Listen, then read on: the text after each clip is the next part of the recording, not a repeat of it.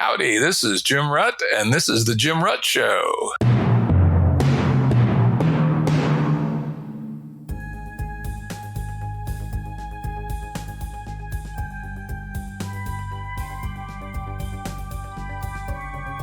This is The Jim Rutt Show, and I'm Jim Rutt, your host. Today's guest is Simon DeDeo. Simon is assistant professor at Carnegie Mellon University in the Department of Social and Decision Sciences, and he directs the Laboratory for Social Minds. He is also external faculty at the Santa Fe Institute. Simon, could you give us a brief overview of the department and your lab?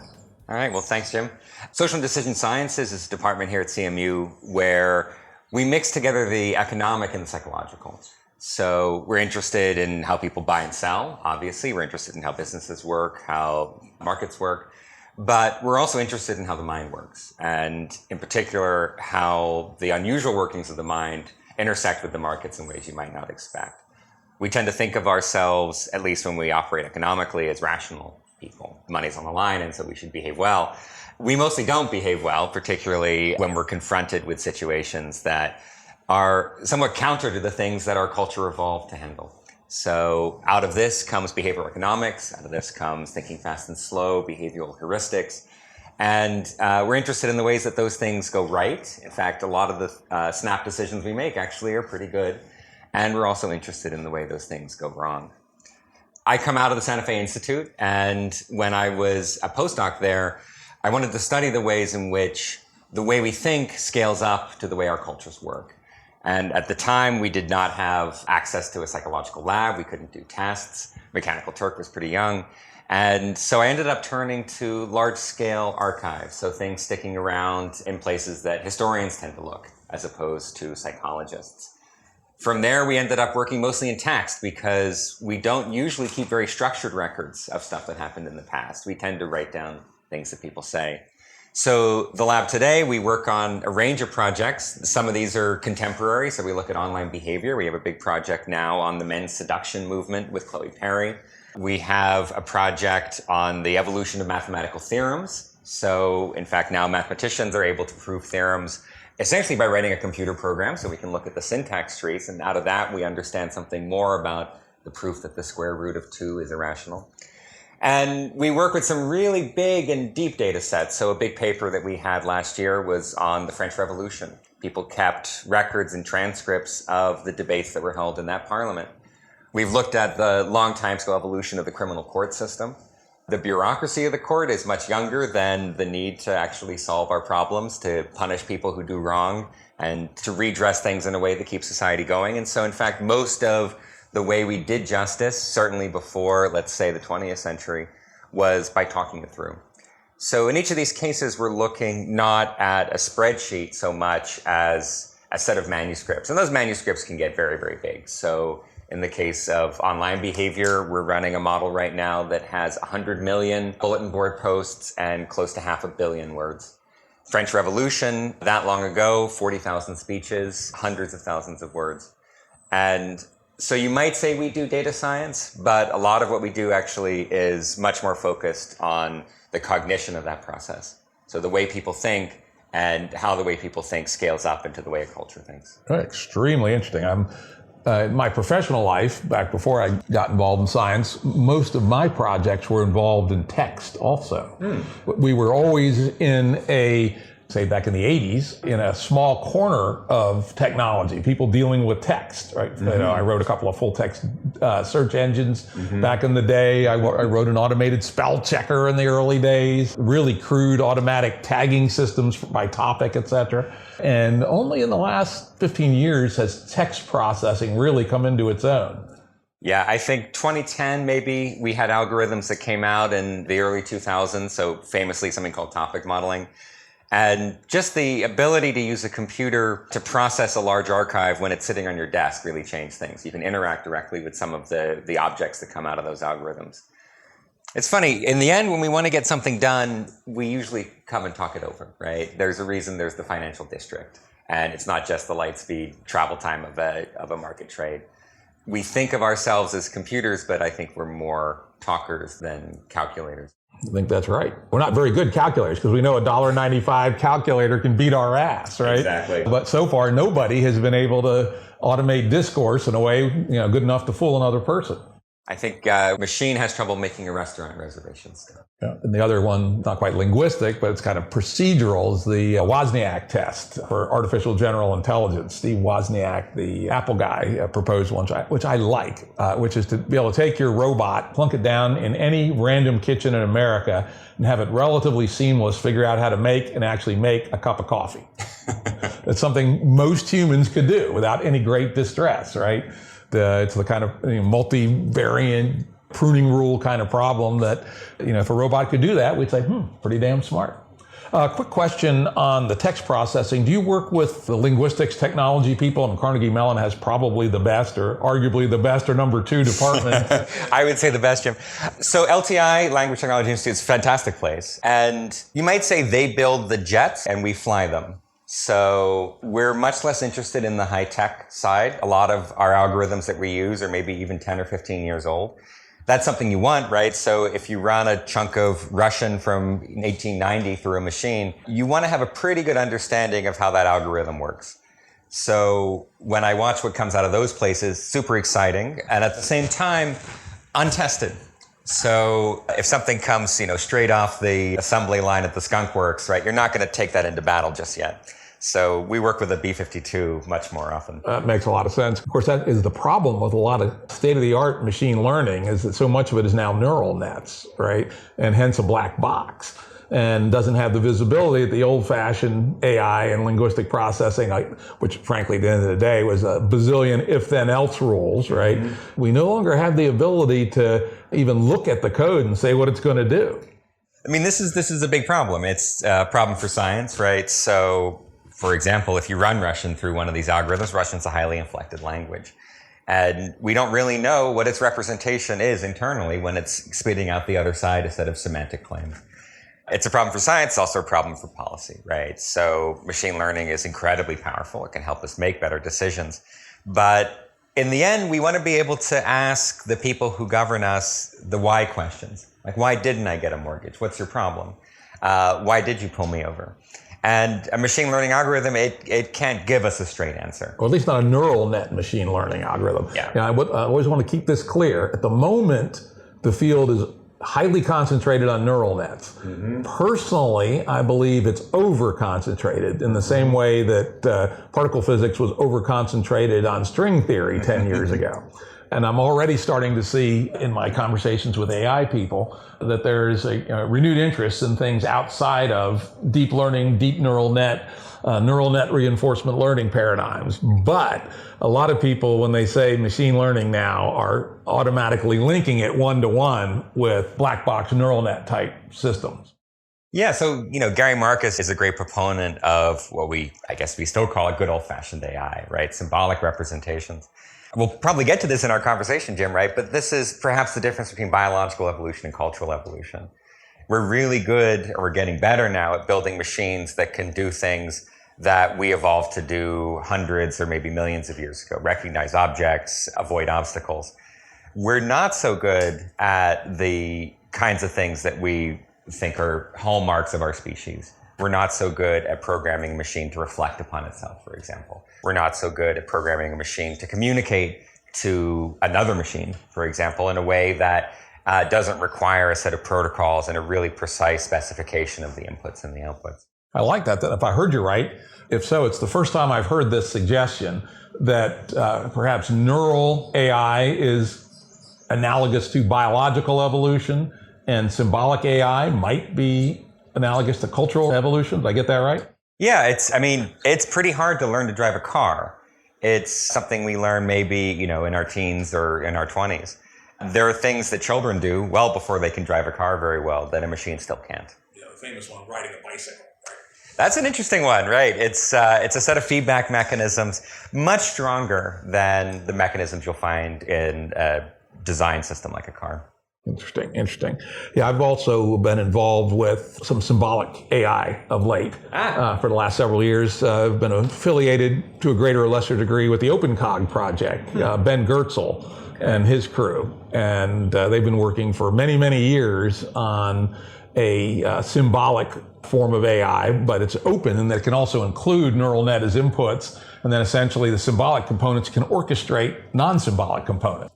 Some sense is what we're trained to do when we grow up, right? We have instincts, we have things that work very well in a world that is no longer around. And we go to school and they teach us a couple symbolic representations that help us get through. Exactly. In fact, the model I've been using, think about how this intersects your cultural versus biological, is that the neural net components are approximately congruent with perception, right?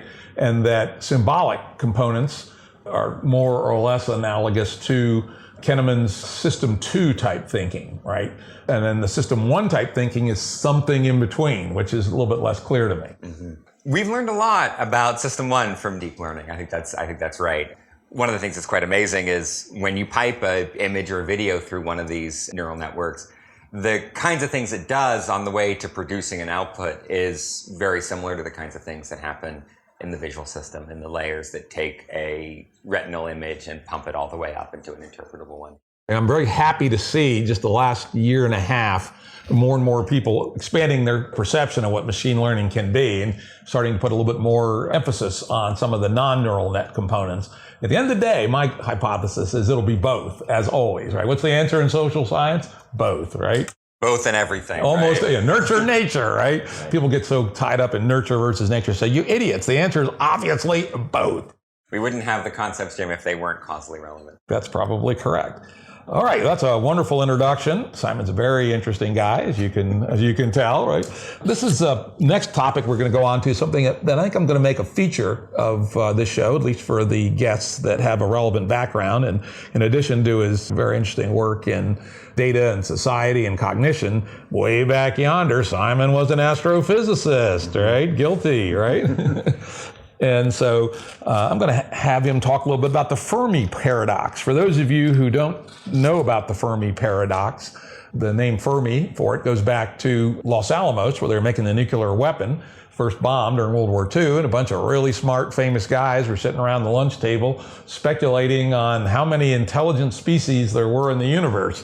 And Fermi, what the hell was his first name? Enrico Fermi comes up to him and says, okay, where are they, right? And ever since, this perspective has been called the Fermi Paradox, which is under some reasonable sets of assumptions, you would assume there are many, many intelligent species, probably more intelligent than humans, because they could have been around a lot longer, out in the universe. And yet, despite our looking for the last 60, 70 years, with growing levels of sophistication, we have seen absolutely no sign of them. And there's a long list of thoughts that kind of fall basically into two big categories. One is they're not out there for some reason that's not obvious, or maybe is obvious if you think about it. And then on the other side is they're out there, but they're not showing themselves, or they exist in a way that's not easy for us to detect. And I've been fascinated with this question even before I knew the name of it, since I was probably 12 years old. I read everything I can on the topic and try to keep up on it. And I thought Simon would be a great guy to give his thoughts on the Fermi Paradox. Where are the aliens, or aren't there any? I think you set me up pretty well here, Jim, right? Because there are two large schools of thought. For those who think there's no one out there, Anders Sandberg has a really terrific paper where he takes essentially our best astrophysical knowledge, sticks it through a Bayesian machine, and he, out the other side, claims there's a 15% chance, given our best knowledge, that there is nobody out there, at least not in our galaxy.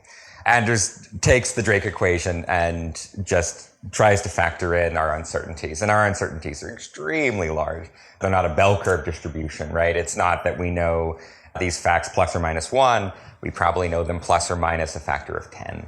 So that really changes. Once you understand how weak our knowledge is of, let's say, even something like planet formation, you can get a lot more skeptical about the idea that they should be out there.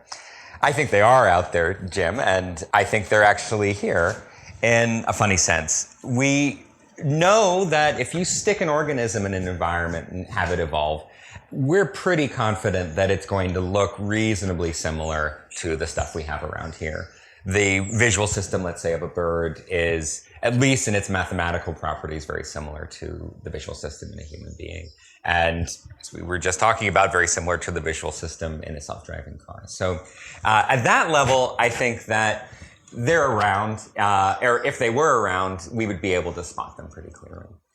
But once you go to the symbolic level, once you ask, who are we as thinking species? You can't build a faster than light drive with a deep neural network. I think you and I would probably agree on that. Once you evolve the symbolic representations that you need to get things done, all bets are off. When a machine or a human being or any kind of creature can reflect upon itself, what comes out the other side is completely unpredictable. The minds that we would encounter would be, to my mind, things that we would have a great deal of trouble recognizing. So I think we would have a great deal of difficulty recognizing the very things that we're looking for. If we could go to a planet with life on it, I think we'd spot it pretty quickly. We'd have an out of equilibrium system. There would be something like oxygen. There'd be a set of batteries probably coming out of their nearest star. But if we look for the symbolic products, which is what we do when we turn on a radio telescope, when we run something like the search for extraterrestrial intelligence, we look for radio signals. We're looking for signals that would be created by something similar to a human mind. If the monkeys, as David Brin would describe, if the monkeys got uplifted, if the dolphins got uplifted, we would probably, rough guess, we'd probably be able to spot it. But I think if we saw a communication from a living organism that had evolved beyond our planet, I think it would probably drive us mad. And my guess is we're running some pretty good filters to keep us outside the realm of being able to see them. Psychologists wonder a little bit about this, right? Why do we have such a theme of alien abductions? You go back further and further and you look, these are essentially religious experiences that people have. Those experiences tend to drive people a little bit around the bend. So, like I say, I wouldn't be surprised. When I was at Arecibo, we had Serendip, the search for extraterrestrial developed industrial populations, right? So this is a very ambitious project. My guess is we're getting a lot of signals from the guys out there, and we just don't quite know what to look for. Interesting. I'm kind of surprised that there aren't mathematical techniques to be able to distinguish noise from signal, irrespective of how it's encoded. So this is a great one. Actually, Chris Moore at the Santa Fe Institute, this was a paper I think he wrote when he was quite young. The most efficient encoding, the best way to get data from one place to the other, given a particular transmission power, is also the maximum entropy distribution. And what that means essentially is that if somebody's really good at communicating, it's going to look like a warm light bulb. There's a lot of inefficiencies in the way in which we transmit information right now. If we're really good at it, if we're able to compress what we want to say efficiently, out the other side, it's actually going to look purely random. Interesting. Just thinking out loud here, suppose a society is 1 billion years old and has essentially codified huge amounts of structures of thought, right? And so essentially, communication is really sending codes to a lookup table in this vast tree structure of thought and knowledge. And codes do look exactly like noise if they're well designed. Exactly. If there's any pattern in the communication, you should be able to use the pattern to make the communication shorter. If you have a repetition, you don't repeat, you just make a notation. Yeah, particularly if the society's been old. So think about if we were able to codify everything we knew over 1 billion years and everyone in the galaxy shared this semantic net, right? Probably not too much that hadn't been explored in 1 billion years, other than the recombinations of the things in the trees. This is a great point, right? So one of the things that comes up when people talk about the Fermi Paradox is the incredibly short time scale of cultural evolution compared to biological evolution. It took us a long time to get from the sponges, well, this is something David Krakauer talks about, right? We spent a long time as sponges before we really got our multicellular act together. But we went from, a lifespan of 30 years, no written language, no cities, no culture, up to where we are today, mastery of quantum mechanics, mastery of the electron. In not even the blink of an eye, it's a timescale on which biological evolution has almost no handle, maybe lactose digestion, right?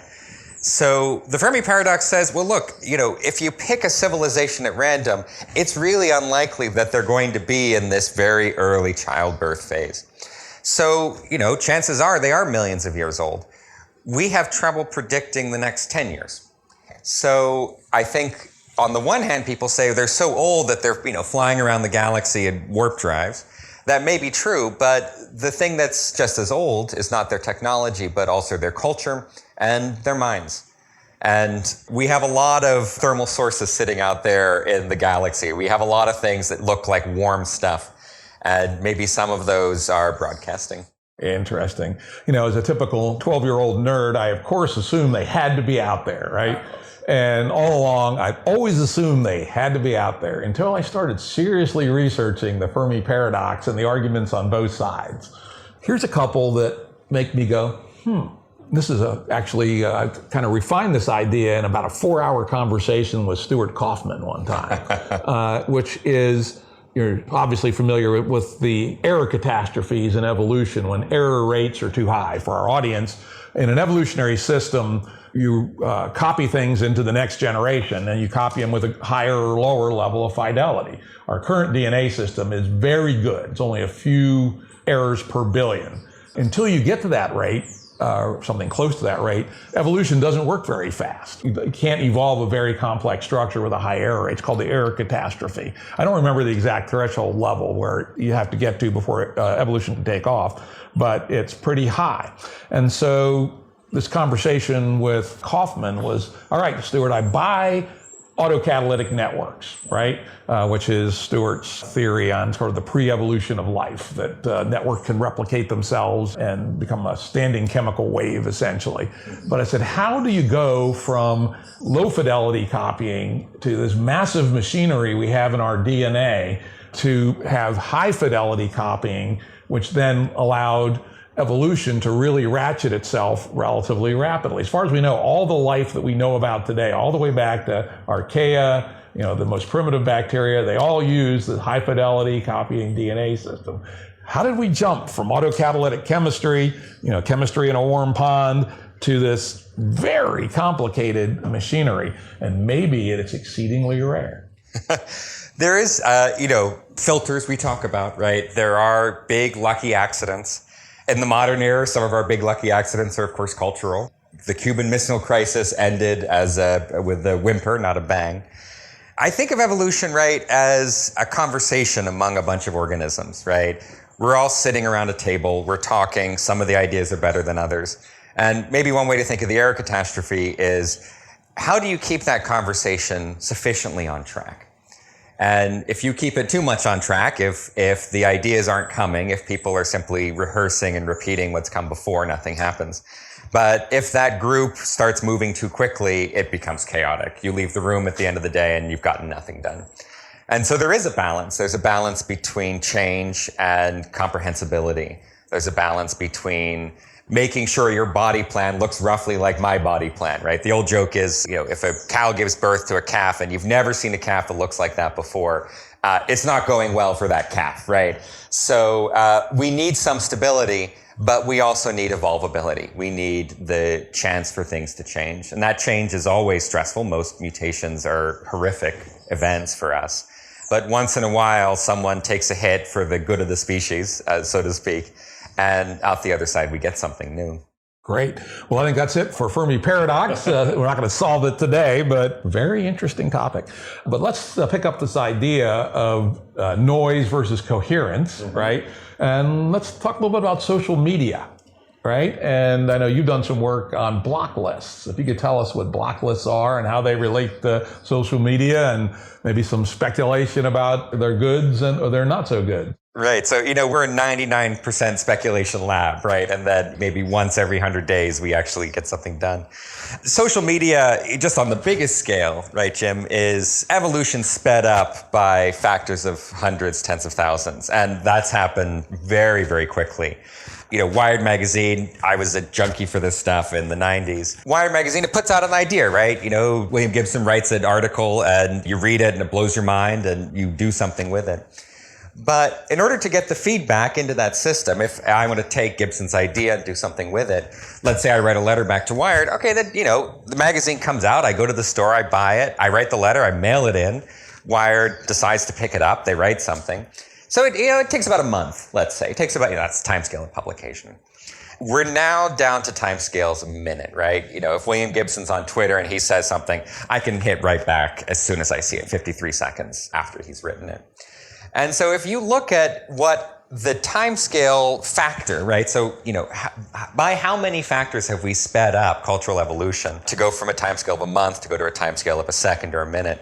If we had sped up biological evolution by the same amount, we would have gotten from the dinosaurs to us in about 5,000 years. So I don't think we're ready for what's unfortunately or fortunately already happening. We're well beyond the kind of world that we were used to in the 1990s, and social science has to change. We can look in the past, and what we see is a movie on incredible slow motion. So social media, when I study social media, I feel a little bit like somebody studying the DNA replication mechanism, right? In order for an organism to make a copy of itself, it has to do all sorts of fun things and then all sorts of unpleasant things. And, that happens, 9 months, 6 months, 12 months, depending on the species. Nowadays, not only does it happen faster, but we're developing new mechanisms. We're inventing new ways to make those copies, new ways to keep those copies faithful, new ways to make those copies, to break them and reform them. A comment here. When we go back and compare Wired to Twitter, let's say, you write your letter back to Wired. Something is very different in that model than the current model, which is there's a curator in the loop. There's a filter. There could be 100, 200 letters into Wired, and they might publish one, right? On Twitter, everybody gets their say, right? Good, bad, or indifferent. There is much less curation going on, at least in the raw sense. Perhaps what we're searching for are emergent bottoms-up curation tools that allow us to mold the social media environment so it is more positive than it's been today. That's right. You might think of Wired as an incredibly well-engineered multicellular organism, right? There's a head, there's a stomach in accounting. In some sense, we've devolved, right? We've broken apart some of those institutions, and we're much more like a soup. That soup ran from, let's say, the Usenet era probably into the Reddit era. And this gets to your question most directly after a long detour. What we're seeing now, I think, is people rediscovering mechanisms to produce stable institutions that last 10 years and perhaps even 100 years. So for a while, for example, we worked on Wikipedia. Wikipedia is, as probably with the financial markets, Wikipedia is something that works in practice, but not in theory. We don't have a good theory about how they created an incredibly stable and largely functional institution. It has the same problems that any government has. It has unfairness, it has rebels, it has protests. But Wikipedia probably was the first example of the post-soup era for social media, for social interaction online. We had maybe, early 90s, people imported the structures from the institutions around them, which were mostly university institutions. People were online because they were at a university. They got their account there. AOL comes along and the system completely decomposes, right? So those of us of a certain age talk about eternal September, the day when the new people came and they never stopped coming. Wikipedia was able to handle that new era, and we're very curious about essentially what we think of as a common law system that emerged. It's not a Napoleonic top-down code civil. It's a much more informal way of resolving disputes, but not just resolving disputes, keeping the system running, finding ways to provide restorative as opposed to retributive justice. So, let's go on to Twitter, right? So Twitter is, in some sense, even more difficult to run than Wikipedia. Wikipedia always had a goal, right? No one was quite sure what that goal was, but they all knew they had a goal, and sometimes they fight over it. It's not quite clear what Twitter's goal is.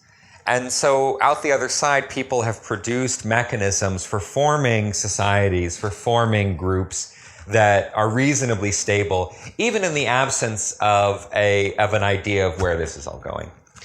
One of the things that we noticed, and this is partly just being online, but it's also partly talking to people, what we call qualitative research. What we noticed is this new phenomenon of bottom-up censorship. We're used to, let's say, Facebook or Twitter cutting people out of a conversation. They're corporations. They have to do it, right? You can't have a free speech zone online if that company also has to answer to shareholders and to the people who could sue them, if they have to answer to the advertisers. It's just not possible, right? It's not the Agora. It's something far more like a cafe, right? If you go into a cafe and start saying some weird stuff, you'll find yourself kicked out. So we're used to the top-down censorship. What we started to notice was the creation of what are called block lists. So on Twitter, Jim, if you and I really get into it, at some point, you might decide to block me, right? And so blocking is the individual level version of disappearing, right? You tell Twitter, erase Simon completely from my experience. I never want to see him. I never want to see people reply to him. I never want to see him retweeted. I don't want to see commentary on anything he's saying. And by the way, if he wants to talk about me, game over too, right? So he can't see me as well as I can't see him. So this is something Paul Skellis, a Twitter friend of mine, talks about. He's a classicist, right? The Romans did this, right? You do something bad enough, they scrub you. You can't mention their name. Any document, any statue of them is done. So you can do that on an individual level. And, if you have people who think the way you do and who are equally irritated by me, they might also choose to block me. What we saw emerging were these shared lists, these shared blacklists that people were creating. So let's say I'm a member of a particular community. I don't know. Let's say I'm a hardcore Democratic Socialist America guy, right? Or let's say I'm a hardcore, Jordan Peterson, Joe Rogan type, right? Instead of going through the trouble of eliminating from my life the people who disagree with me in a way that I find upsetting, I can look at what my friends are doing. I can look at the people who are blocking them, and I can essentially say, look, give me your list, and I'll just copy it over. And so now what you have is not an individual level decision, but in fact some kind of distributed curation of a filter bubble. So we knew Facebook was creating these. We knew that Facebook, in order to keep you online, was presenting you with information that you wanted to encounter, the friends you agreed with. We didn't like it. We thought this was a problem. And what we see now is people creating their own bubbles. And they're creating their own bubbles by consensus. They're not just banning people, but they're giving other people the opportunity to ban exactly the same group. So they're forming, in some sense, a negative community. Negative in the sense that they don't know who's in it, but they certainly know who's not in it. I don't think we know yet what those block lists are going to do.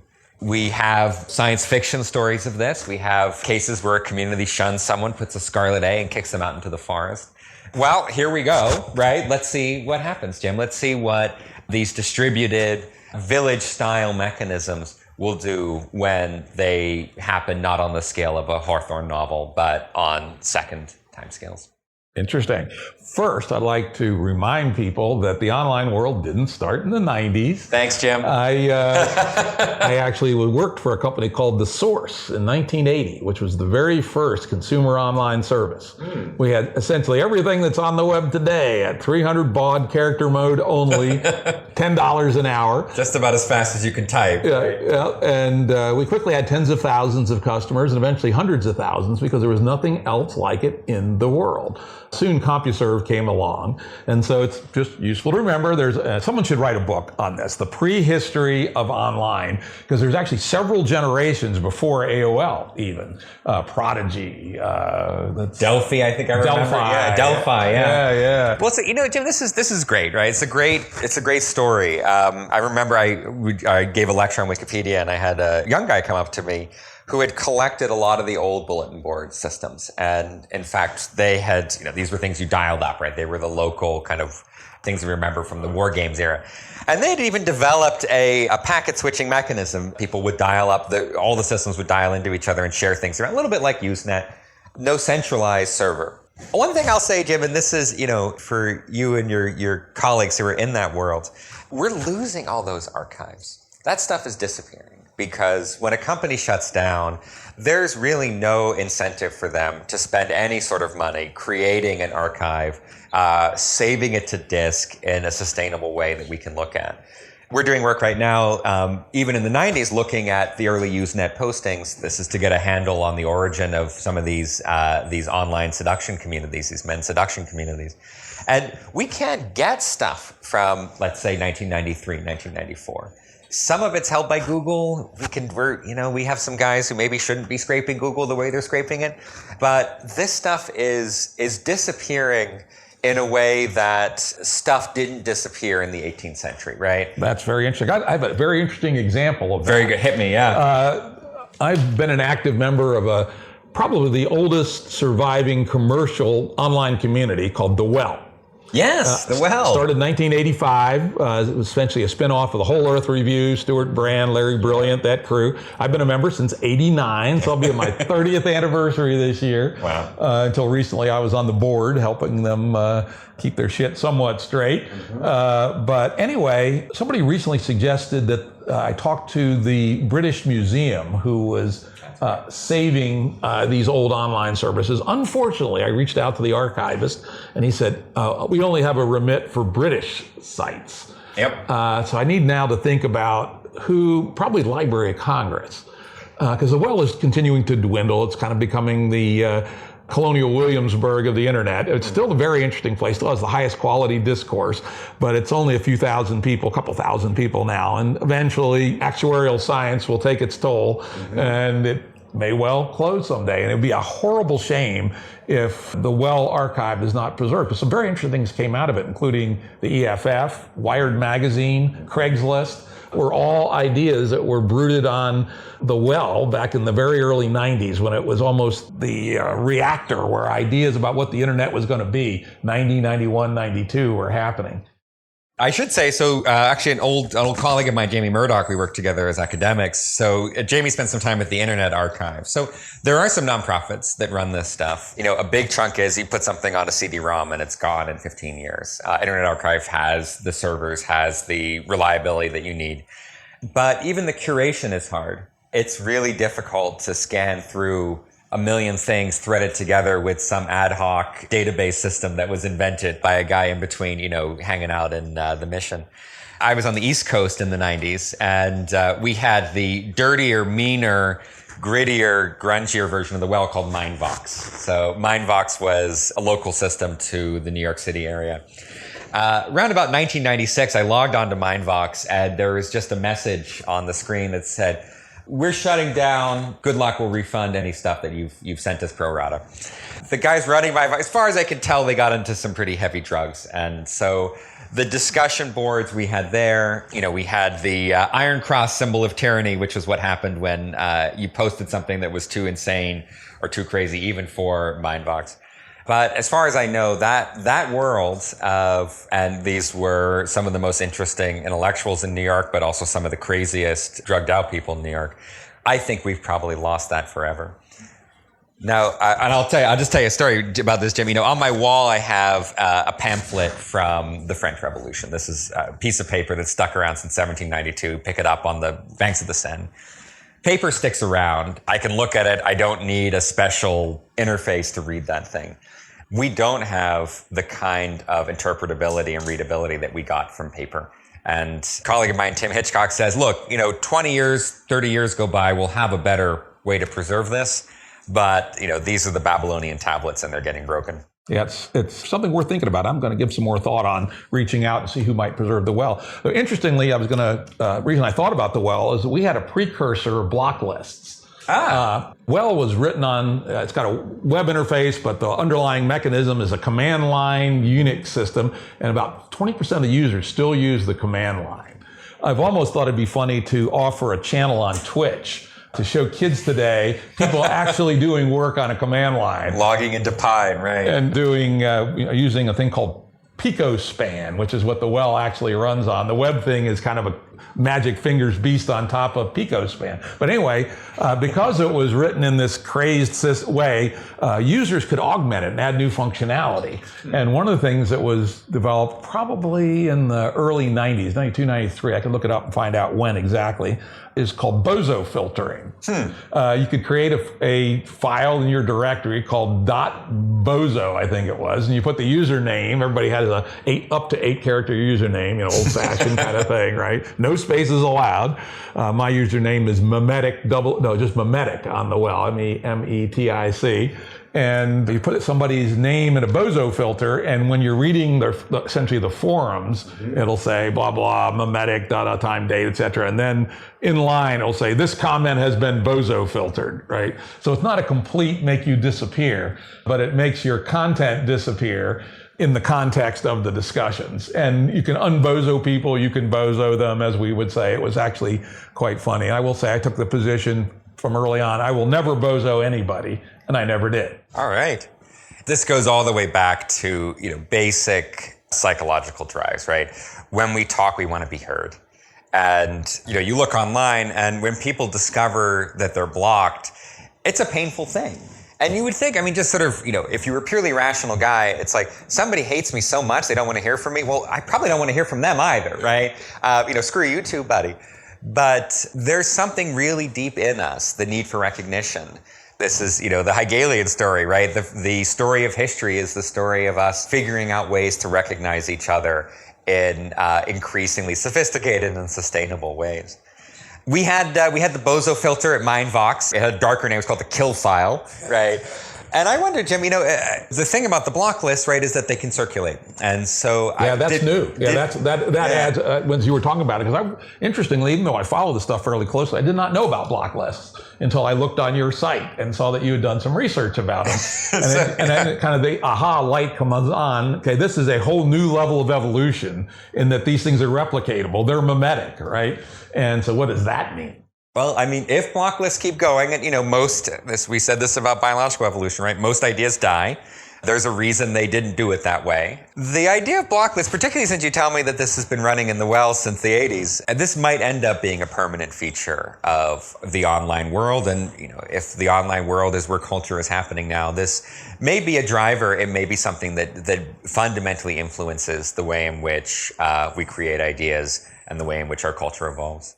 I will say my initial reaction to it was I find it preferable to the top-down censorship. You said, yes, we have to have, or we will have censorship on the platforms. Yes, at the limit, but I suppose my own gut level reaction is that we ought to encourage it to be as little as possible. And again, this is a huge tension right now. I'm in the middle of a number of Facebook arguments about this, right? My own list is we should ban calls to violence against anybody, right? Either personal or by group. Platforms should ban discourse that is in bad faith. Now, this is unfortunately difficult, which is a person posts something they know to be untrue, but they do it anyway, and they don't do it satirically. The Pelosi thing could have fallen into bad faith, though those who retweeted it or posted a link on Facebook may not have been bad faith, so it's very complicated.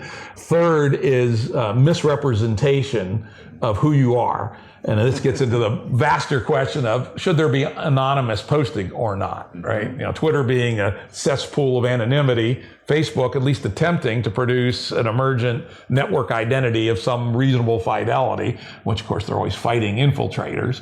And then the fourth, this is again tricky, Popper's paradox of tolerance, right? Which is perhaps we should encourage the banning of people who want to suppress free speech or to reduce the civil rights of identifiable groups. But other than that, I would be in favor of tolerating pretty out there stuff.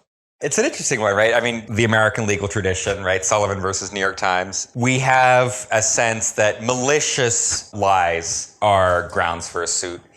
We have, in some sense, a good faith exception. I spent time in Britain. Britain does not have a robust free speech tradition.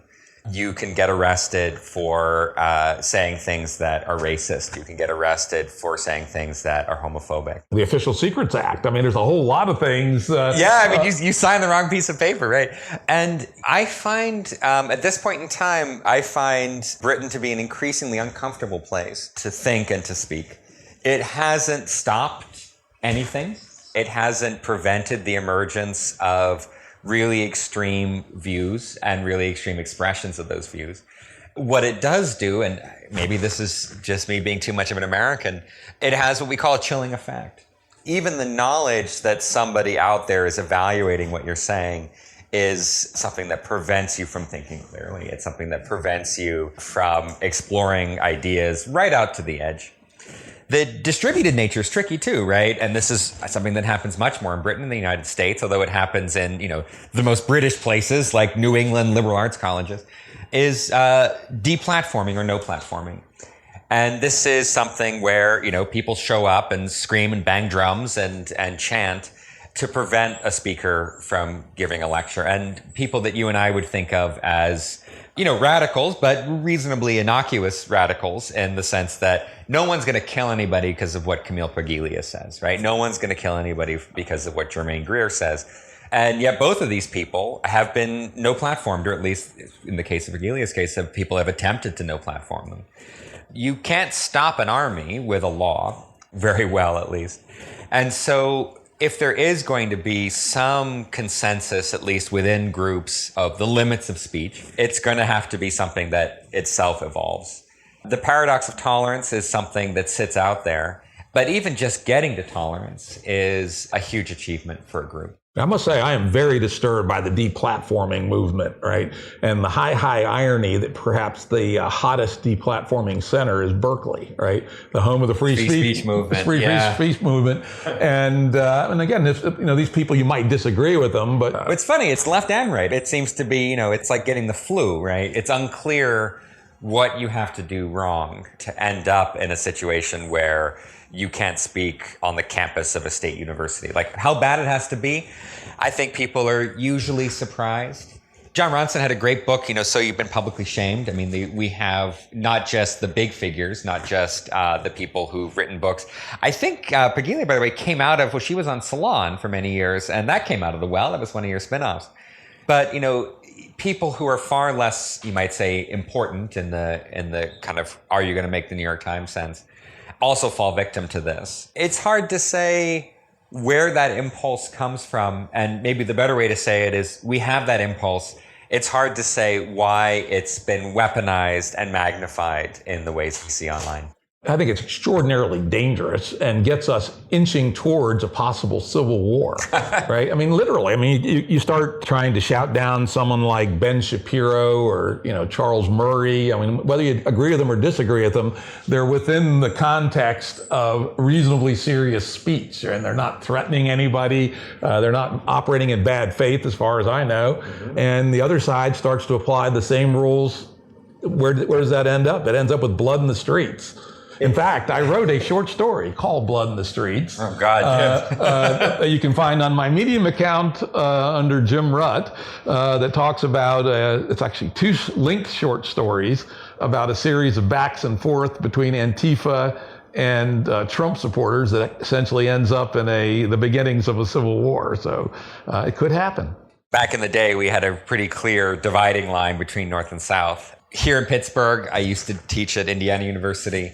The geographical separation of the people who would start shooting each other is on the order of yards as opposed to hundreds of miles. It'd be more like the Syrian or Spanish civil wars than it would have been like the U.S. Civil War. Yeah. The Spanish Civil War had at least 10 factions. The Syrian Civil War, many more than that.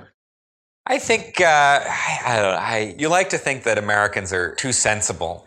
We're, as a country, I think ideologically pretty weak. And of course, it's what drives the people on the far left and the far right kind of nuts, right? We're not so quick to sign on to ideas. We're pretty quick to sign on to ways to exploit people economically. And those go pretty far. And of course, they go back to the founding. But I think this one is hopefully going to be more comedy than tragedy. That would be very hopeful and very good. All right, let's move on to our next topic. Someone Simon and I both know reasonably well, Murray Gell-Mann, one of the great scientific minds of the 20th century, recently died, I guess it was last week. Mm-hmm. And just an amazing character. I mean, I showed up at the Santa Fe Institute in 2002, mm-hmm. and Murray at that time was probably 70, something like that, and was still probably the second smartest person I had ever met. You're killing me, Jim. Who beats Murray? Eric Schmidt. Eric Smith. All right. But this is at age 70, right? And I'm not talking about, weighted for age. I'm talking about absolute smart, right? And if you don't know Eric Smith, he's like, right? I tell people, you want to know what humans 2.0 might sort of look like? Go talk to Eric, right? Yeah, well, Eric, if he's hearing this, he's squirming in his seat because these advanced mental technologies also come with a high level of humility in his case. Murray is. I mean, it's a lot of us. We were very sad to see Murray go. I showed up at the Institute, and Murray was sharp as you ever wanted somebody who not just won a Nobel Prize, but won sort of one of the, if there was a Nobel Prize for Nobel Prizes, I think Murray would have had a pretty strong shot at it. There's the classic Apollonian Dionysian split, right? We have Richard Feynman on one side and we have Murray Gell-Mann on the other. And in terms of people vying for the image of the particle physics, the physics style, hard science personality, they were both very larger than life, right? I think we underrate Murray as just in terms of pure personality. Feynman, he played the bongos, he picked up women, he was, everything that you wanted out of a madman character.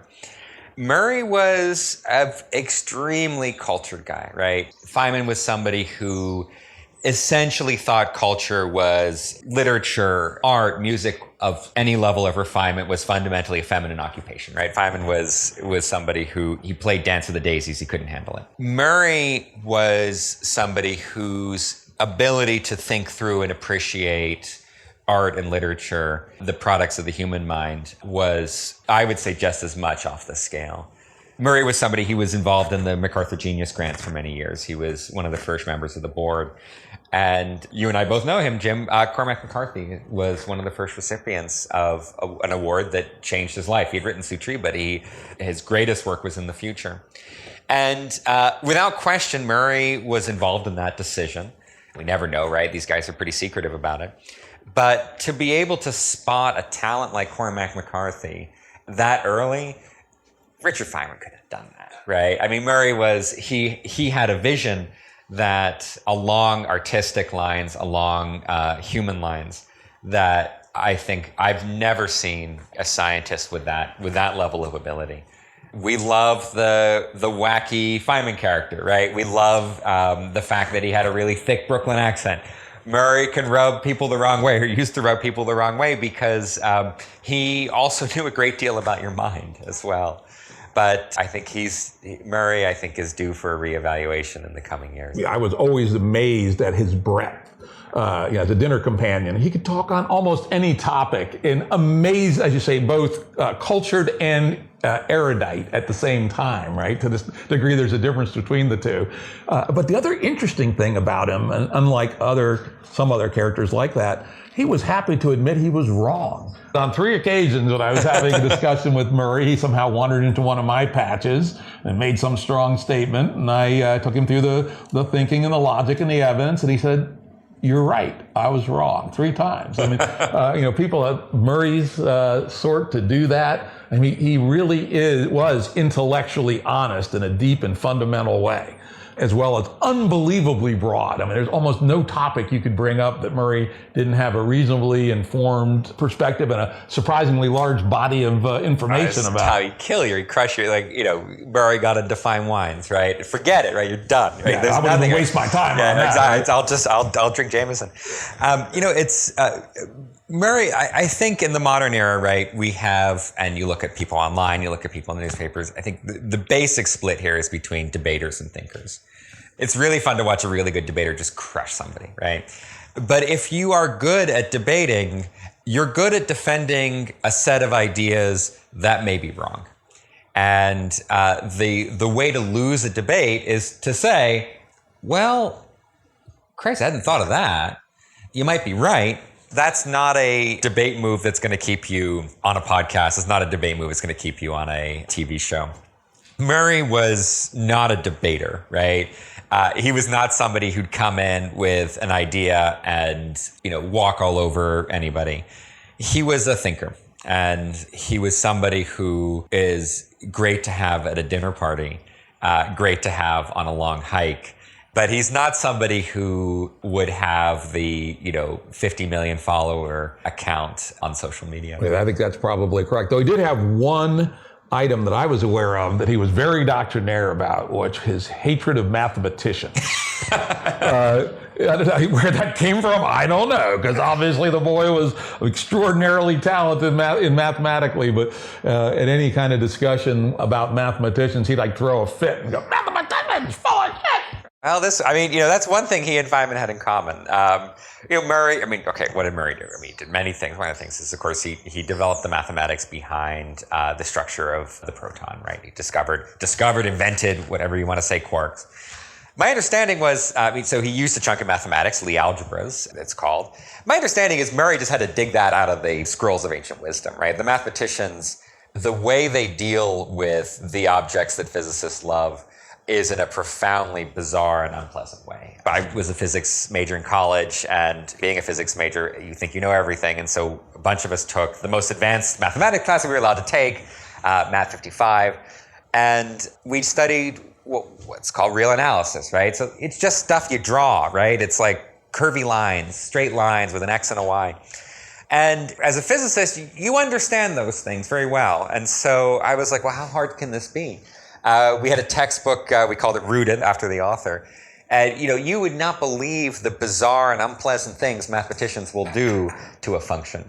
And completely useless, right, for anything that we cared about, right? Completely useless for the structure of matter, completely useless for the function of economics, the function of a market, completely useless for writing a computer program. So, I guess they have fun. They're talking about alien species that will drive you mad. They're one of them. I love it. So a mini Murray. There's Feynman. There's a famous theorem that mathematicians discovered, which says that you can take a sphere and cut it into pieces and make two spheres of exactly the same size as the old one. Right? What? Right? Like that doesn't make any sense. And of course, how do they do it? They do some crazy construction that involves transfinite numbers. And Feynman said, well, look, spheres are made of atoms, right? And I can count the atoms, and I tell you, they, unless some very high energy things happen, that number stays constant, right? So Murray's distaste for that gang is not something restricted to just one or two. I love it. All right. Well, Murray, farewell. One of the greatest people I'll probably ever meet, and some time very well spent with Murray over the years. Let's next go on to cultural evolution, sort of broadly construed over very long time periods. Yeah, so biological evolution, what does it do? One of the great one-liners is that your body is a really great model of the world that you encounter, right? You have feet that you walk on because we have a gravitational field that we sit in. You have a bilateral symmetry as opposed to a radial symmetry because you don't live underwater, right? You have a left hand and the right hand, but not an up hand and a down hand. So you can think of yourself as a story about the world, and in particular, a story about the physical world, the chemical world, and to a great extent now, as a model of the biological world as well. So your body has a really good theory about small things that make you sick as well. That's biology, right? That's the physical stuff that you really can't change very well. I mean, you can replace parts of it, Jim, right? But by and large, your body plan is fixed. So what is cultural evolution? What does it do for us? The underlying mechanism is the same. Darwin spotted this really early on. The underlying mechanism is we talk, we listen, we repeat, we change, we alter. The DNA mechanism for us is the human brain, far more complicated, right? Your DNA has these ribosomes. They make a copy, or they translate the internal representation into proteins. Your brain is the ribosome for culture. It translates internal representations into actions, behaviors, and speech. It's far more complicated. But underlying all of that is the sense that most of what we see around us is the product of we know not who, right? Who made this language? Who made the idea of a conversation? Who made the idea of a building with windows and with mortises and handles? to one extent, they're reasonably adaptive, as we say, right? Windows keep the heat in, and the rain out, and let the light through. But they can't get too big, or the room will get too hot. So, in some sense, a lot of our culture is adaptive. And there's some really fun stories of the ways in which even things as basic as our language are adaptive to the climates in which that language evolved. Italian has a different pattern than Swedish, in part because Italians are speaking in a country that's much warmer. You don't have to be in such close quarters. You can stand further apart. It's also probably why we gesture a lot as being half Italian American, because when you're that far away from somebody on the patio, right, you need to really need to show what you're saying. So some of this is adaptation to the physical world, but some of it is adaptation to the very nature of knowledge.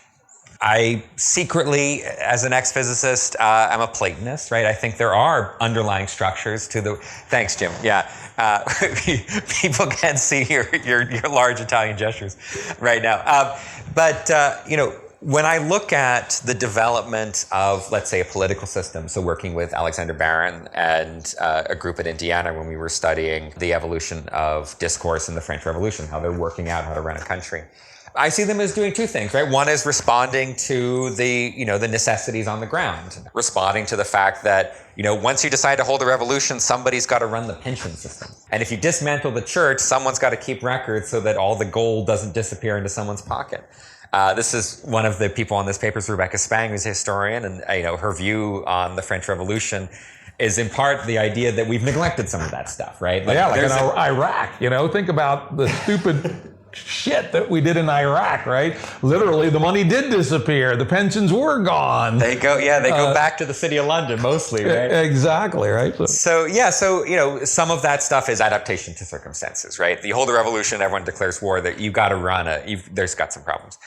But I also see the story of the French Revolution, the story of the Soviet era, something we have under study right now through people's diaries, the evolution of theater. I see these things as in part humankind's contact with basic objects of sense and knowledge. That there is such a thing as a Lie algebra out there. It's not simply a social construction that's propagated by the fact that Murray was supercharging and had a twinkle in his eye, right?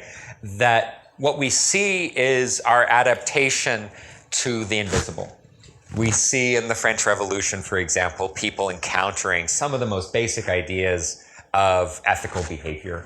Unlike the Americans, the French hold a revolution, and one of the first things they do is free the slaves. To us today, this is something that we expect people to understand. We don't think of slavery as something that, hey, in one context is fine, in another context not so fine.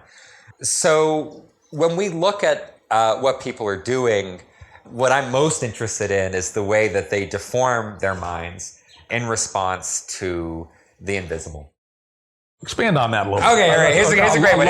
A lovely statement. Okay. Let's have it make it more tangible. So, all right. So, here's one, right? This is an unusual project we have with Kent Chang. So, Kent joined us, and I said, what do you want to work on? And Kent said, I want to work on theater, and I want to work on the fact that theater is famously a endeavor that gay people are drawn to, in particular gay men, right?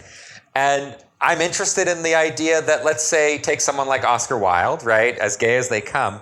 Oscar Wilde writes plays that are heterosexual romances, right? Famously, The Importance of Being Earnest is on the surface about two men who fall in love with two women, and they're all nuts, and they're all, eating, cucumber sandwiches with the edges cut off. And what we ended up looking for is the ways in which Oscar Wilde is encoding human relationships that are fundamentally different from the surface that he's describing, right? On the surface, these are really normative, highly conventional. I saw it recently, actually. Right. Oh, you said it's fantastic. Right. Yeah, our local we have a great Shakespeare theater in Stanton, Virginia, the American Shakespeare Center, and they also occasionally put on other plays, and they happened to put on The Importance of Being Earnest about 2 years ago. I'd never seen it, and it was like, all right, this is like a beautiful clockwork piece of machinery, right? I mean, it's an unbelievable play. And I think, clockwork is a nice point, right? You look at a clock face and there's something behind it that looks nothing like numbers and hands, right? So, what is Oscar Wilde doing? Well, like the simple thing to say, and both Kent and I think this is not the case, but the simple thing to say is, there's a lot of subtle code sitting in here, right? And, there are some bits of slang that if you were a certain type of guy and you were, in a certain social world, you understood that he was saying a couple things that were not exactly the straightest things in the world.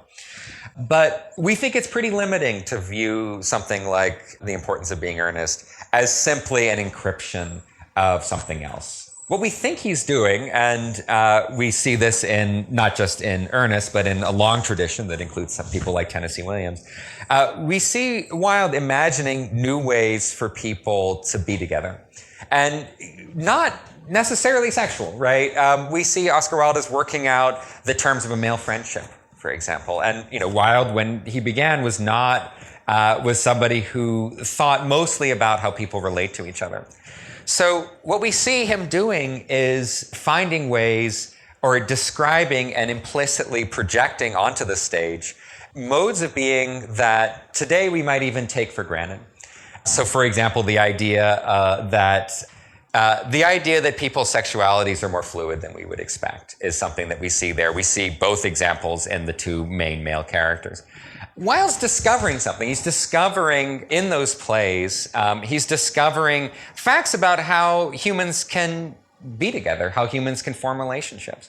These are possibilities that he both creates and runs across. Daniel Bornstein, who writes, he's a Librarian of Congress, has written a couple books, great historian. And he has a book called The Creators, and he has a book called The Discoverers, right? The creators are the artists and the discoverers are the scientists. Oscar Wilde, in one sense, he's a creator. Bornstein got it right. But in another sense, I think we can view artists also as discoverers. They learn things about our minds and tell us about our minds in ways that have massive downstream consequences. They don't just, it's Kurt Cobain didn't invent wearing flannel.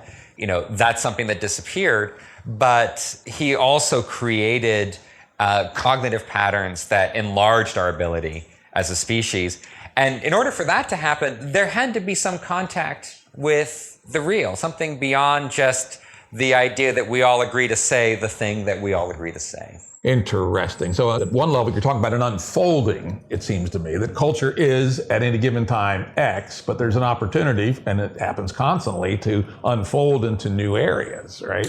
One of the things I look back at our era, I find amazingly interesting is how rapidly point of view about homosexuality has changed. Stonewalls was not that long ago, right? And now gay marriage is accepted everywhere, and frankly, by almost everybody under the age of 35, right? And I would have never guessed it, in say 1985, that this could happen so quickly. But it's a broader unfolding because it actually fits perfectly well with the Declaration of Independence, right? All men, and of course, created equal, women, let's add them too. That is why, when you think about it, it's an unfolding, but it is grounded in something we already had. Emerson has this line, I encountered this with Stanley Cavell, our new yet undiscovered America. We are, I think, building things whose consequences we don't completely understand. Pythagoras discovers the fact that the square root of 2 can't be composed out of a bunch of rods that you divide into pieces, right?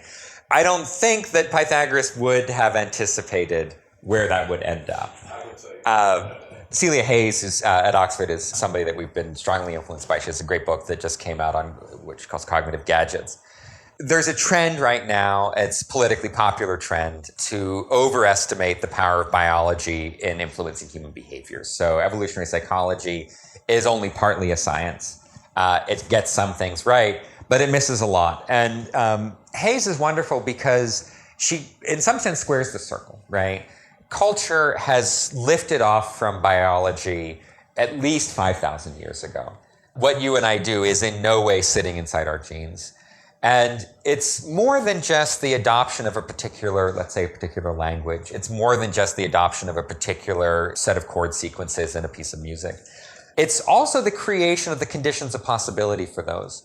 We don't just invent music, we invent the idea of music. And Hayes, I think, has a very good account of how the conditions of possibility of culture are themselves a product of culture, something that is not hard-coded in us. This debate goes, if you want to get deep on this, it goes back to Chomsky and the universal grammar. Chomsky looks at language and says, there's no way that this is something that we invented. This has to be hard-coded. I think we're coming around, and partly simply through empirical investigation, I think we're coming around to the idea that Chomsky was probably wrong about universal grammar. I had a long conversation with John Holland about just this item. And he was very strongly of the school that Chomsky grossly underestimated the amount of data that the child is exposed to, because he was thinking in terms of formal instruction, and well, formal instruction is part of it. That's by no means the whole thing.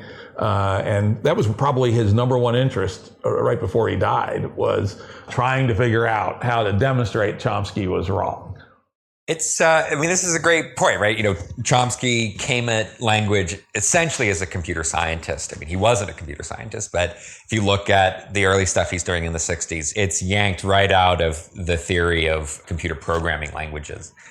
If you look in the modern era, and this is something that certainly colleague Ricard Soleil has worked on, it's also stuff that we see in Josh Tenenbaum's lab at MIT. Holland, I think, was more right than wrong. We can learn, and we can learn from a set of data that in the past I think we would have seen as too impoverished, as too small. Children learn language. Soleil discovers these explosive bursts in how language fits together. He's not the first person to notice it. He's produced an incredibly interesting mathematical model of it, though. We go from words to word pairs, and at some point there appears to be a little phase transition, right? There's a discrete jump, and all of a sudden we're producing the kinds of sentences that, where there's a continuum from that to a Henry James novel. How that happens is mysterious, but, someone like Hayes would say, and I would tend to agree, that the very possibility of that happening was something that we developed independent of our genes. Yeah, I don't know if you're familiar at all with a very iconoclastic scholar, Daniel Everett. No, I don't know Daniel. Check him out. Okay. He takes a very strong argument that language is a social construct. Yeah. I'm still working my way through his books, and I am kind of at the maybe. As I said earlier on, my answer to all these questions is always both. I do suspect there is something genetic that allows us to be way more linguistic than chimps, we are very close to. And on the other hand, I don't believe, my instinct at least, I'm not an expert in this area, but my instincts are that Chomsky's wrong, that we don't have a strong universal grammar with 17 switches, which determines our language.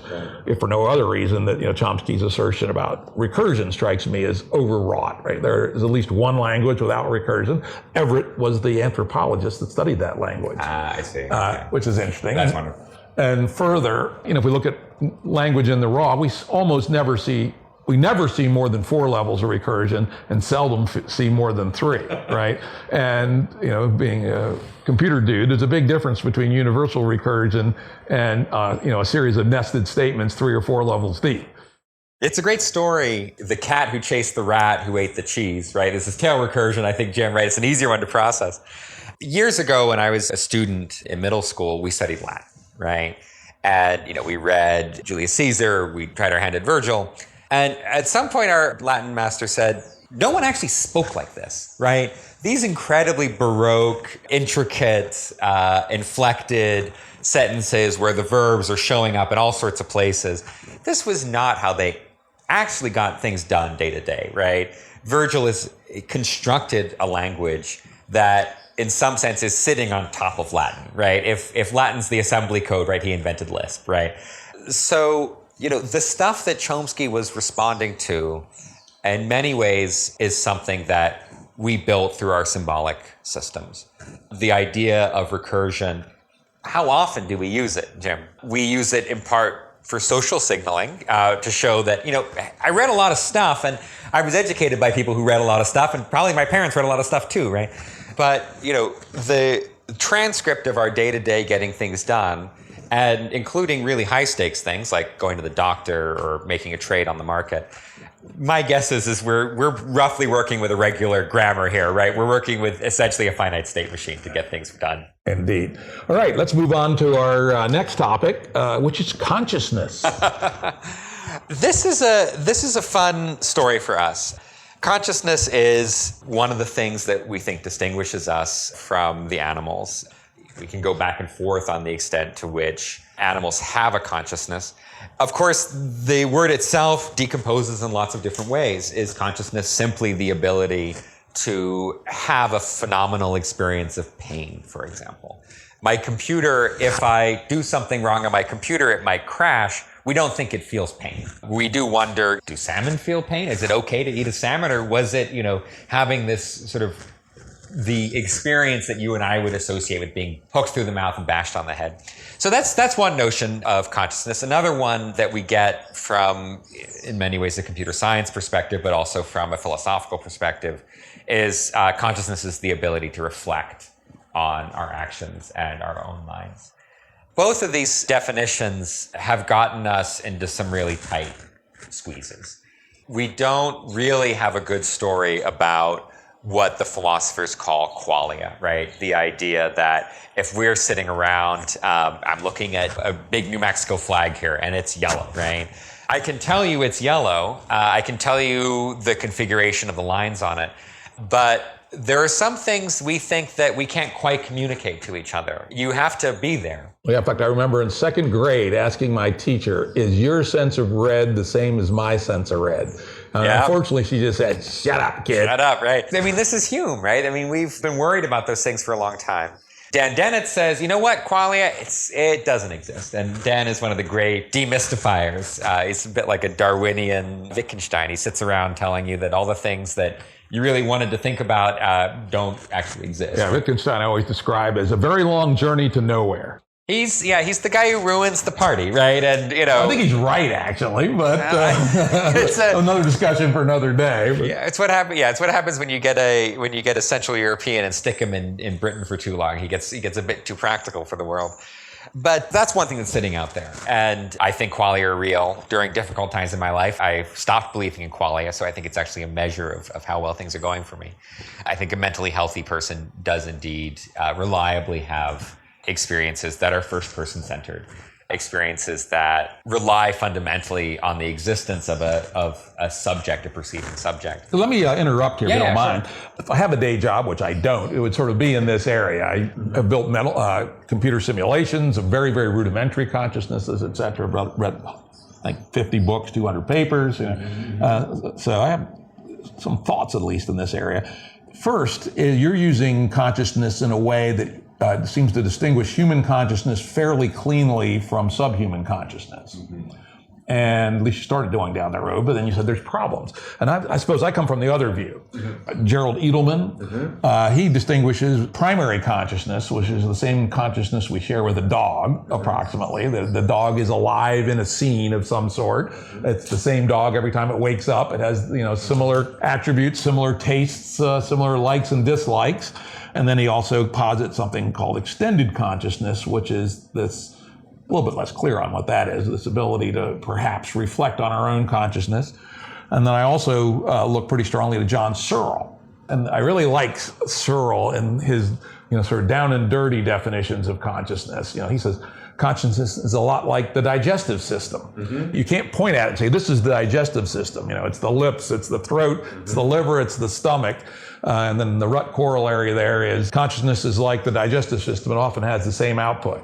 But and under those scenarios, human consciousness is only a bit different than subhuman consciousness. It maybe has one or two new tricks, perhaps Terence Deacon's symbolic thinking, maybe. And then there's others who think that it's a very bright line and human consciousness is nothing like animal consciousness. You bring up some great minds here. And when I first started thinking about this seriously, maybe back in college, but then this obsession kept going for many, many years. The kind of default mode for thinking about these issues is the computational analogy. We are thinking machines. Whatever we consider fundamental to our experiences relates to the performance of a function. That has taken us pretty far, right? So, famously, this theory of consciousness called IIT, Integrated Information. The idea that what you need is a sufficiently coupled set of reasoning devices. And once they're tightly enough together, like whomp, right out the other side comes what we like to think of as consciousness. It's some emergent property, sort of like a market, right? Market's full of fools, the market's pretty smart. At what point do you go from, a ship of fools to something that reliably gets us coffee on the table every day? It's certainly a scientific theory. It doesn't have to say that there's a spirit sitting in your head kicking your pineal gland around. But there's also something still unsatisfying about it for me, Jim. And I think consciousness is one of those problems that gets us to the limits of science as we do it. We think of ourselves as evolved beings. There's no reason we should have gotten it all right. There's no reason that, the cognitive gadget of science is answerable to the world as it is. It's at least partially so. We build things, we discover things. Murray discovered the quarks. So it works pretty well, but there's no reason to think that we're a universal translator, that our reasoning processes, our symbolic representations can solve every problem. Even if they could, there's by no means a guarantee that they have. Our modern model is, no older than 1625, right? Science plus axiomatic systems joined together, right?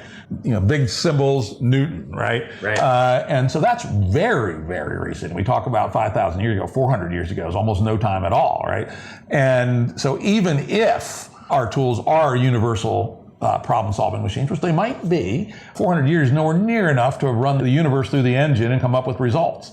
And those are two different points of view, but they can both leave us at a current state where there is a shitload yet still to be discovered about the nature of reality. Think about, you look at some of the smartest people in the history of the human species, right? And, for me, Socrates, Plato, these are up there. You read something like the Symposium where Plato, through the voice of Socrates, is laying out a theory of knowledge. You see it in the Republic too. And, these guys are not dumb, right? They have a sense of symbolic systems, right? They called it geometry in music, right? I don't think that the stuff we do today, at least at the abstract level, would be incomprehensible to these guys. And put it another way, they're completely comprehensible to us. But the further on that story goes, the further on the Symposium goes, the stranger and stranger things get, right? And at some point, Socrates is hanging out with this sort of mystical spirit, and he's climbing ladders, and he's looking at boys, a whole thing, right? Something goes weird here. Well, not that weird, as you said. It doesn't strike us as even as strange as science fiction. That's true. I mean, it would get you kicked out of even CMU, right? If you did this for too long. He seems to go beyond what we informally think of as, our best mechanisms. What if we took that seriously, right? You and I learned, take Murray seriously. He's not always right, but you can go pretty far if you take a genius seriously. What's that all about then? He's not a fool. He's not someone who believes in the little reality of angels. But what's going on, right? What have we missed in our computational metaphors? What have we missed in even our evolutionary metaphors? That's something that we didn't get, 1625 we didn't have. That took us until Darwin, or maybe his grandfather, had to blow it up. Consciousness may be one of those things that we don't yet have the gadget to understand and explain. I think that's possible. And I think because there is so much clarity about the topic, there's a lot of bad discourse about the topic. It's Right. amazing. And, one of the ones I'd like to add to this is this, to my mind, wasted argument on can a computer be conscious, right? Mm-hmm. And I lift pretty much full from Searle and then extend it a little bit. John Searle's perspective, the answer is no, because the consciousness is what a human body does with the wetware that it has in the same way it does digestion. However, I then extend that to say in the pharmaceutical industry and in the food processing industry, we have things called digesters, right? Which are used to grow all kinds of biochemical feedstocks and food products, et cetera. And we can say by analogy that these things are digesters used in the pharmaceutical industry, and they're analogous to how digestion works in the humans. In the same way, we can create in computers something we will call consciousness, which is analogous to the consciousness that is the emergent phenomena from various bits of meat and neuron. But it won't be the same thing. Searle stopped by just saying it's not the same thing. And I go one step further, but say, well, we can build things that are analogous too. And, we go back to Tononi and IT, right? Yeah. Having done a lot of reading about Tononi and anti-Tononi, I come tentatively to the conclusion that perhaps integrated information is necessary but not sufficient, right? And that if we measure II on an analogous machine that has something we analogously call consciousness, it will show a high II. But so will other things that aren't conscious. And so will a human if we could measure it. I sort of split the difference and say we can talk about machine consciousness, but we just have to realize that it is not exactly the same thing as meat consciousness, as human consciousness. In the same way that a digester used in the food industry isn't the same as our digestive system, but they both do sort of similar things. Here's a way to come at this problem. What do we want consciousness to do? And if we look at, let's say, the cultural effects of consciousness, which is kind of an odd thing to say, you go back in the anthropological record, and this is Carl Jaspers invents this phrase, he calls it the axial era. 800 BC approximately. Exactly, right? He's got to stretch it, But at some point in time in the history of the species, and this happens, throughout the globe, it's almost like these little fires lighting up, right? You have the Upanishads in the Indian tradition. You have some of what we might think of as the modern books in the Torah. You have, my favorites in Greece, right? You have the dialogues. You have Parmenides a little bit before. You have the emergence of Buddhism. Each of these things is a dramatic shift in the nature of culture. Before the axial age, the priests were also the kings, or the priests were fundamentally allied with earthly power. Out the other side of the axial age, out the other side of the Old Testament, Socrates and Plato, Buddhism, the Upanishads, all of a sudden you have people discovering this notion of the transcendental. People deciding that there was actually something beyond the purely human biological realm. Jaspers thinks of that as a consciousness that emerges at the level of a society. And maybe the right thing to say is, one way we know we're conscious is we're having this kind of conversation, and this kind of conversation is happening in the context of people who, because they had conversations like this, built a recording device in a university. So then you say, all right, our computer's conscious. Well, one thing I say is, okay, well, look, I might run one of these consciousness assays on the iPhone, and okay, maybe it is or it isn't. But I want to say, where's the great religious work of the computers, right? What have they done recently? Have they had an axial age? Have the machines written the Upanishads, or have they had the Socratic dialogues? And answer, I think, no, right? So under that test, we're the only ones still. So, I would suggest that using my analogy, the computers aren't even there yet, right? The smartest computers in the world, maybe they're at the shrew stage, right? And we don't expect shrews to write Shakespeare, right? And so, give it 30 years, and then your question may be more valid. These analogous consciousnesses may well come up with things that we think of as on par with our best creations, but it's too early to tell yet. This gets back, I think, all the way to the beginning of our conversation, right? With the Fermi Paradox. In the end, the reason we're really keen about aliens is we want to hang out with them, right? Because we're bored of ourselves. Maybe the question, if that does happen, if these machines do have their axial age, if their consciousness does actually bubble up to the visible level, maybe the question is will they be fun to hang out with? Will we have new playmates on the Earth? Again, every nerd believed, yes, that there were aliens out there, and every 12-year-old nerd boy, at least in my era, believed we could eventually build AIs that we could talk to. Absolutely, right? When we're talking about the Fermi Paradox, it's not just that they'd be fun to talk to, which they would be, or if they didn't kill us, right? Right. The silent forest theory, right? Right. The reason everybody's quiet out there is because there's a certain number of predators, and if you speak up, you will get eaten. But there's another much deeper issue, right? If we are indeed alone, we have a gigantic moral responsibility, right? If we are the only general intelligence in the universe, we have a greater duty to preserve ourselves than if they're relatively routine. Because we may be a point of the spear of evolution, and it is perhaps our destiny to bring life to an unalive universe. And if we knew that to be a fact, which unfortunately proving a negative is extraordinarily difficult, but if we did know that for a fact somehow, I suspect it would make us take everything we do a shitload more seriously. This is exactly the thing I would expect from a good self-replicating organism. Right? Like, do we have a moral duty? Well, I mean, only if moral duties are beyond our species, because if we disappear and morality disappears with us, well, then we're done, right? So that's fine. This is, maybe here's a way into this intuition. When we study, we look into big archives. Sometimes we get famous people. And here's the phrase we sometimes use, sometimes we get ordinary people. This always rubs me the wrong way, this phrase ordinary, because we're absolutely extraordinary. There's nothing like a human mind. The differences between two human minds are so negligible compared to the difference between a human mind and a non-human mind. You know, if you're a cognitive scientist or you study social behavior from a cognitive point of view, it can be an overwhelming experience to walk into a crowd.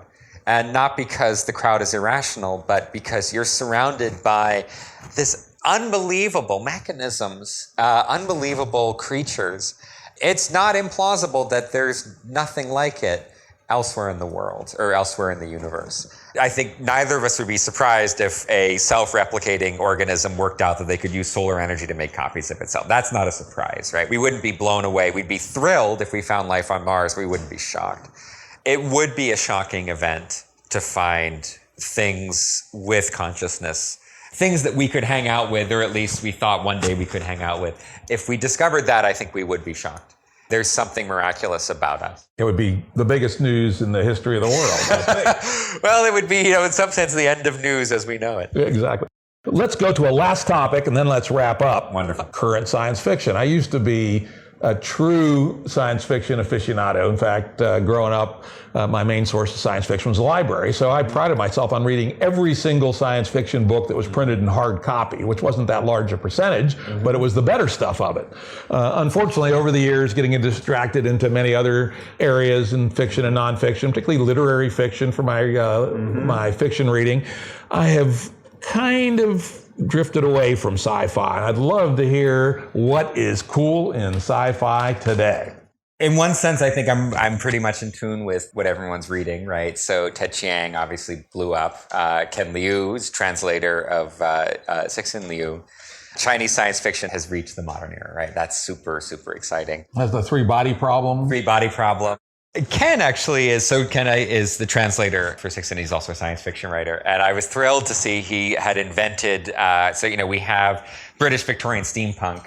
He has Chinese Empire silk punk, right? So reimagining the legends of a culture in a way that's not quite fantasy, I think, because it's a story about the technology and not simply the magic. Anybody who's bumped into science fiction is going to bump into this.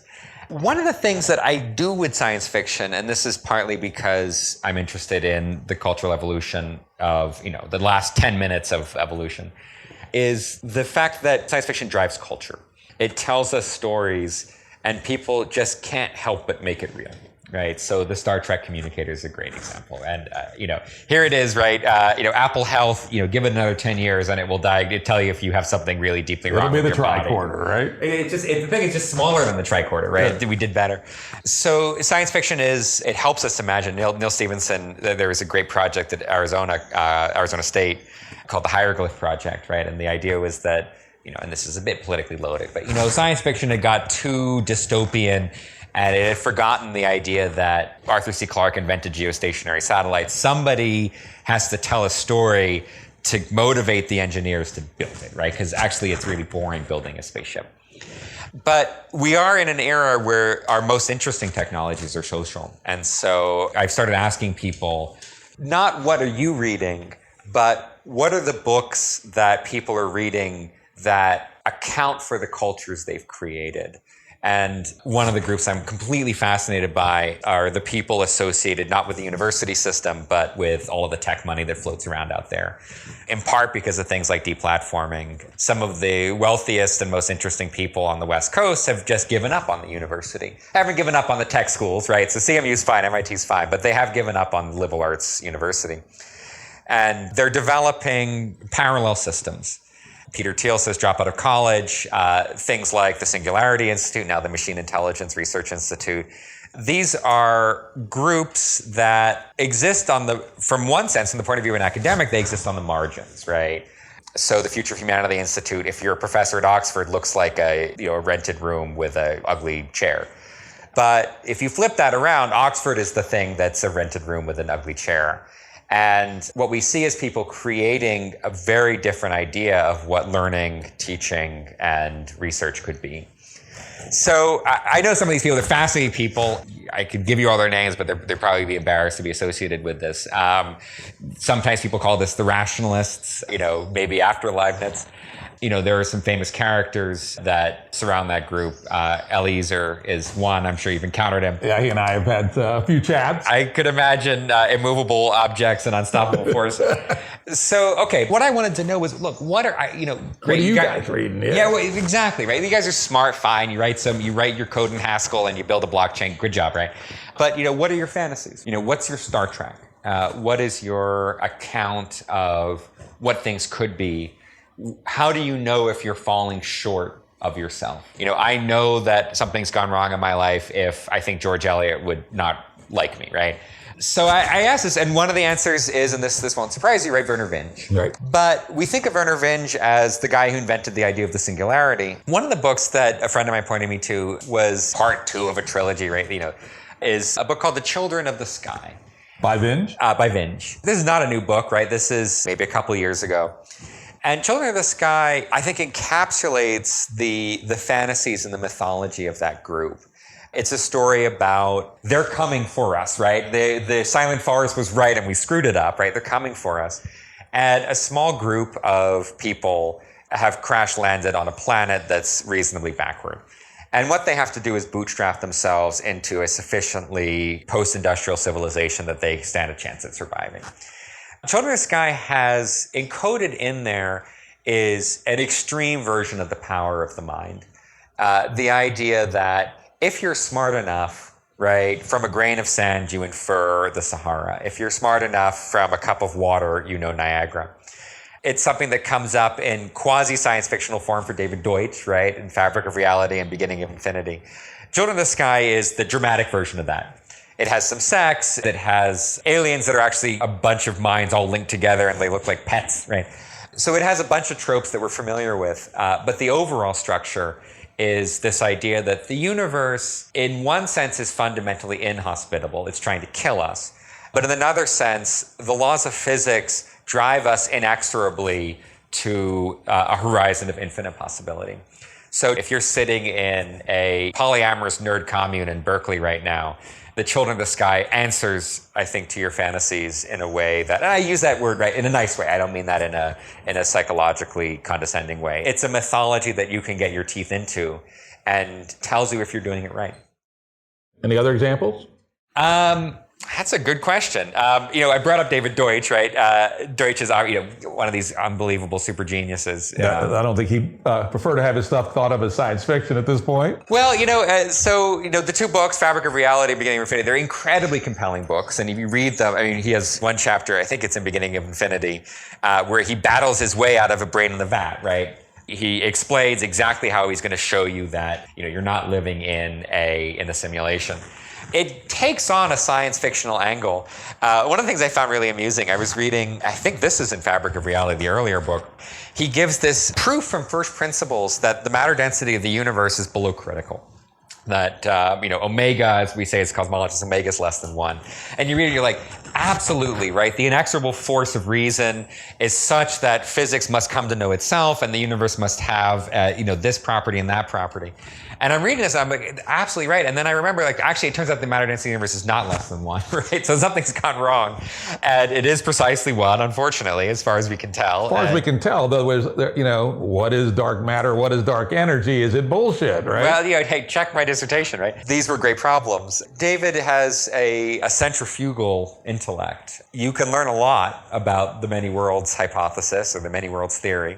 And you can also follow it as a narrative, as almost like Olaf Stapleton, right? It's an update of Star Maker, where Deutsch goes on a journey that takes him, in the end, to an account of human nature that suggests that one day we will manipulate, indeed, the very fabric of reality. So, maybe, 10,000 years? If we don't hit one of those great filters. Yeah, great filters. Well, thank you, Simon. Yeah, it's super this has fun. been unbelievably interesting. I thought it would be, and it was. This was very, very good. Thank you, Jim. Thanks.